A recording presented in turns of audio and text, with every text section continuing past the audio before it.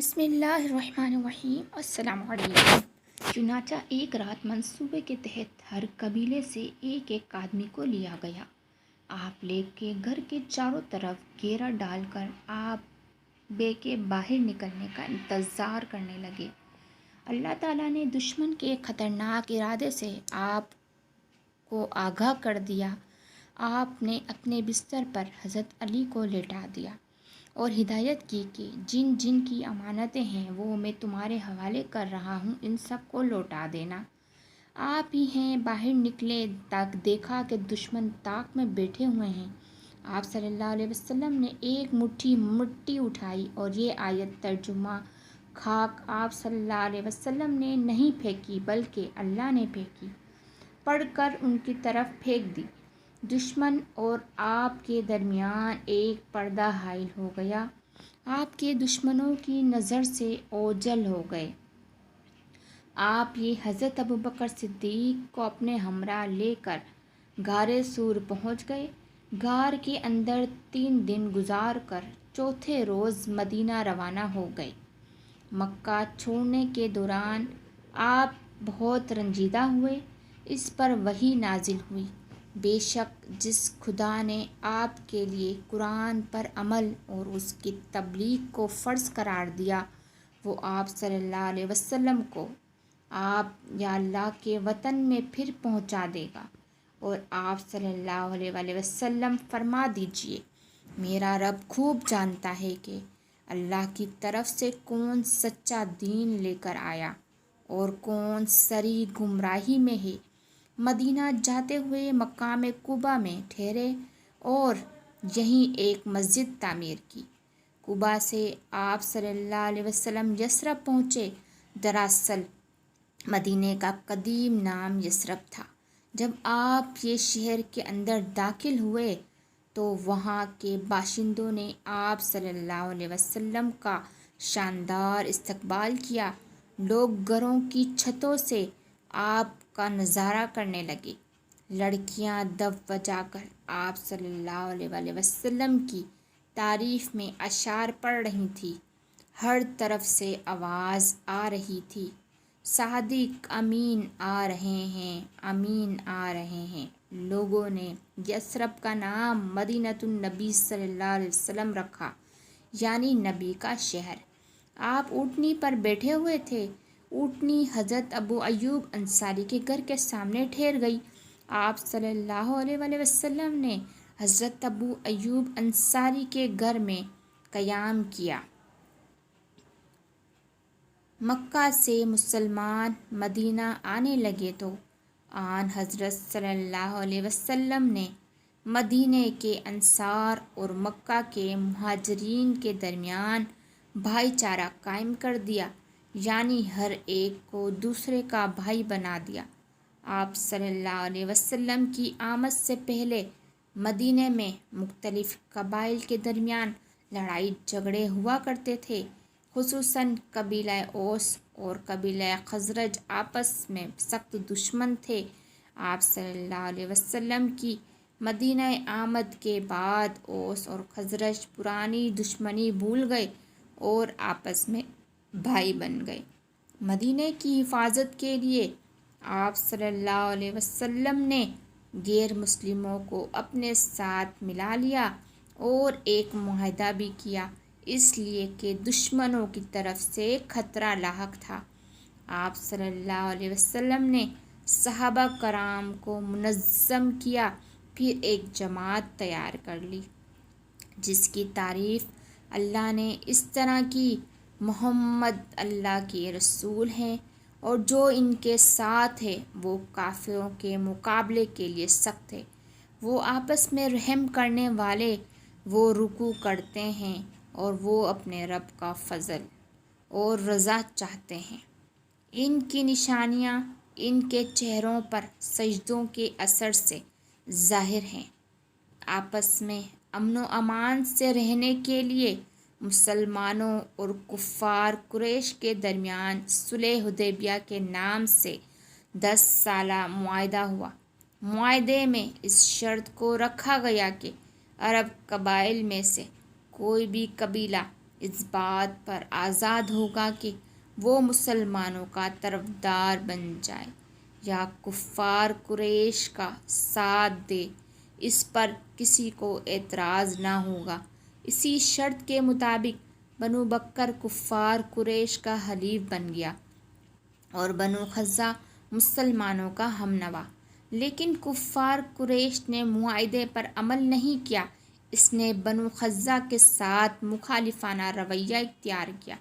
ایک روز بنو بکر نے بنو خزرج پر حملہ بول دیا اور جانی و مالی نقصان پہنچایا۔ اس کی اطلاع آن حضرت صلی اللہ علیہ وسلم کو ملی، اس سے آپ رنجیدہ ہوئے اور مکے والوں کو پیغام بھیجا کہ بنو خزرج کو جو نقصان پہنچا ہے اس کا ہرجانہ ادا کریں یا معاہدہ توڑ دیں۔ کفار قریش نے معاہدہ توڑ دیا اور بنو بکر کو حق بجانب قرار دیا۔ سرکار دو عالم جان نثاروں کی ایک جماعت لے کر مکہ کی جانب روانہ ہوئے۔ جب مسلمان آگے بڑھتے رہے تو راستے میں دوسرے لوگ بھی دستہ میں شامل ہوتے گئے۔ اس طرح اسلامی لشکر میں شامل ہونے والوں کی تعداد 10,000 تک پہنچ گئی۔ جب اسلامی لشکر مکہ پہنچا تو کفار قریش خوفزدہ ہو گئے، ان میں مقابلے کی جرات نہیں ہوئی۔ رحمت سے مکہ والوں کا آمنا سامنا ہوا تو آپ صلی اللہ علیہ وآلہ وسلم نے ان سے پوچھا کہ میں تمہارے ساتھ کیا سلوک کروں؟ مکہ والوں نے جواب دیا، تو شریف بھائی ہیں اور شریف بھتیجا ہیں، آپ یہ نہ فرمائیے۔ آپ نے فرمایا، میں تمہارے ساتھ وہی سلوک کروں گا جو یوسف علیہ السلام نے اپنے بھائیوں کے ساتھ کیا تھا۔ تم پر کوئی الزام نہیں، جاؤ تم سب آزاد ہو، میں نے تمہیں معاف کیا۔ جان شمار آپ صلی اللہ علیہ وسلم کے حکم کے منتظر تھے کہ جو بھی حکم ملے اس پر عمل کریں، لیکن آپ صلی اللہ علیہ وآلہ وسلم نے کیا حکم دیا کہ بدلہ لو؟ نہیں، بلکہ آپ صلی اللہ علیہ وسلم نے فرمایا، جو کوئی ہتھیار پھینک دے اسے قتل نہ کیا جائے، جو کوئی خانہ کعبہ کے اندر جائے اسے کچھ نہ کہا جائے، جو کوئی ابو سفیان کے گھر میں پناہ لے اسے کچھ نہ کہا جائے، جو کوئی حکیم بن حزام کے گھر میں پناہ لے وہ محفوظ ہے، جو کوئی اپنے گھر کے اندر ہو اسے کچھ نہ کہا جائے، بھاگ جانے والے کا پیچھا نہ کیا جائے، زخمی کو نقصان نہ پہنچایا جائے۔ رسول اللہ صلی اللہ علیہ وسلم اللہ نے دشمنوں کے ساتھ جس طرح رواداری افو درگزر کا رویہ اختیار کیا اس کی نظیر نہیں ملتی۔ پھر آپ صلی اللہ علیہ وسلم کعبہ کے اندر داخل ہوئے، حجر اسود کو بوسہ دیا، اونٹنی پر سوار ہو کر بیت اللہ کے گرد طواف کیا۔ خانہ کعبہ میں 360 بت تھے، انہیں نکال کر باہر پھینک دیا۔ اس کے بعد آپ صلی اللہ علیہ وسلم نے نماز شکرانہ ادا کی۔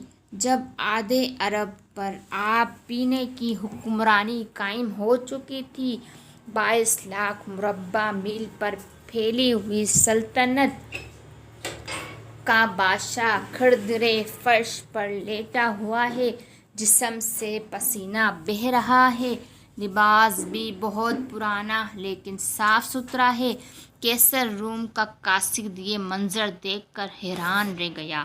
آپ صلی اللہ علیہ وسلم کے گھر میں کھانے کا سامان سوائے مٹھی بھر جو کے کچھ نہ تھا، جبکہ مسجد کے صحن میں مال و اسباب جمع کیا جاتا اور ضرورت مندوں میں تقسیم ہو جاتا۔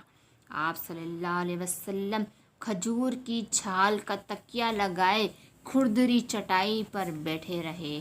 سرور کائنات کی یہ حالت دیکھ کر حضرت عمر رو پڑے۔ آپ کے رونے کا سبب دریافت کرتے ہیں تو جواب ملتا ہے، یا رسول اللہ صلی اللہ علیہ وسلم، اس سے بڑھ کر رونے کا اور کیا موقع ہوگا۔ روم اور فارس کے حکمران عیش و عشرت کی زندگی بسر کر رہے ہیں۔ آپ پیغمبر ہیں، دولت کا انبار لگ رہا ہے۔ آپ صلی اللہ علیہ وآلہ وسلم کے گھر میں اناج نہیں ہے۔ آپ صلی اللہ علیہ وسلم فرماتے ہیں، عمر کیا تم اس پر راضی نہیں ہو؟ ہم آخرت کی سعادت حاصل کر رہے ہیں۔